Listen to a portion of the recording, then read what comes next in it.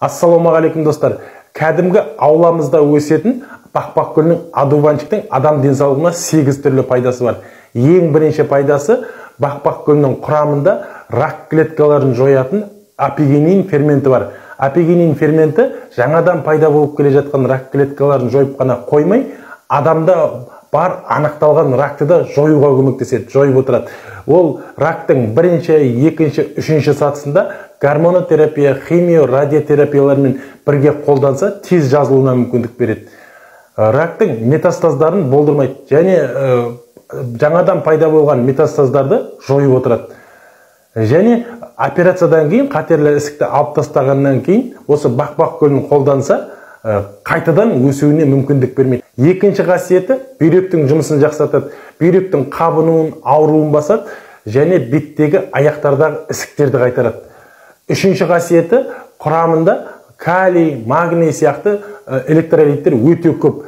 Калий, магний ол адамға энергия береді, және жүректің жұмысын, соғысын жақсартады. Адамдағы әлсіздікті, шаршағыштықты басады, және жүректің соғысын реттеп отырады. Төртінші қасиеті бауырдың жұмысын жақсартады.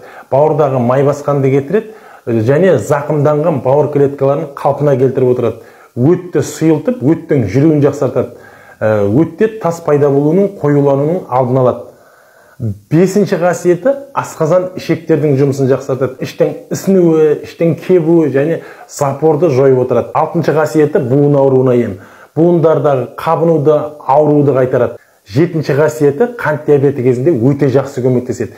Бірінші және екінші типтегі қант диабетін емдеу кезінде бірге қолданса, жазылуына, асқынуға алып келмеуіне, қанттың қатты жоғарламауына мүмкіндік береді. Себебі ол инсулиннің резистенттілігін жойып, глюкозаны бүкіл клеткаларға жеткізіп отырады. Сегізінші қасиеті артық салмақтан арылуға көмектеседі. Себебі ол метаболизмді жылдамдатады және инсулинді, қанттың, майдың деңгейін реттеп отырады. Бақбақ гүлін жапырағымен қосып жинап аламыз да, 1 сағаттай тұзды суға салып қоямыз. 1 сағаттан кейін әбден оны жуып, майдалап тураймыз да, зелендермен қосып салат жасаймыз. Оливковый масло қосып пайдалансақ, ол адам денсаулығына өте пайдасы көп.